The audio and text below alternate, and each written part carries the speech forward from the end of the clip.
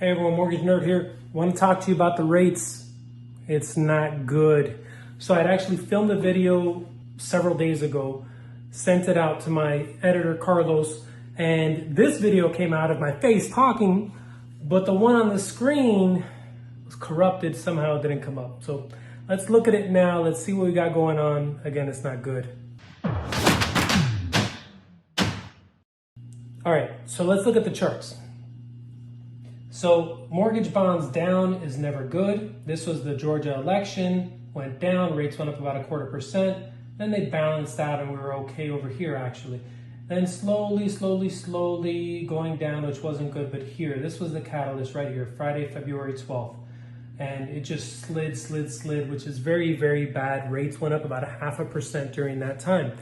If you've been following my videos in the past, I've been saying for the longest that rates are going to go up at some point. And when they do, the lowest rates in history are going to be behind us. There was no fully predicting when it would be. I knew that it would have to do with COVID.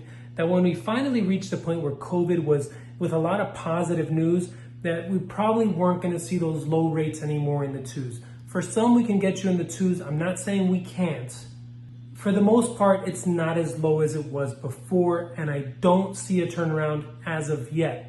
Let's look at the turnaround that we did have this week because they did improve. So if they went up 0.5%, it came back down about 0.25%. But the problem is it's still volatile, still vacillating in there.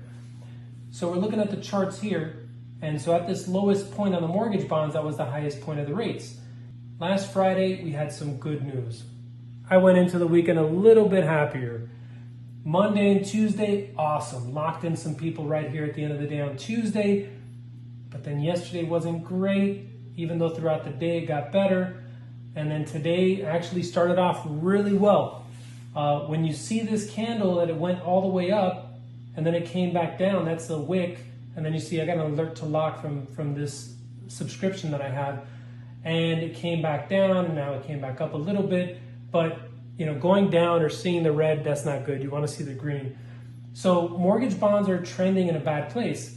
This crossover over here is not a good thing. These are the moving day averages, 200-day moving average, 100-day moving average, 50-day moving average. So it's exactly what it says. It's the average of the movement going back X amount of time, 50 days, 100 days, 200 days.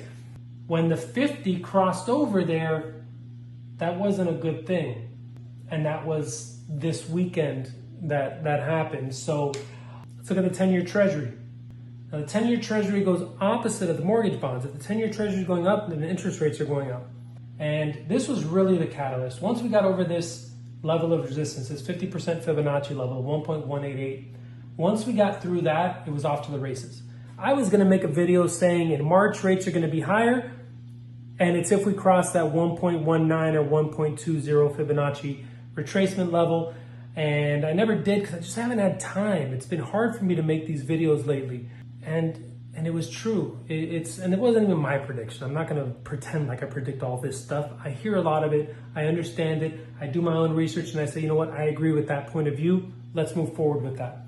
Either way, it's not looking good.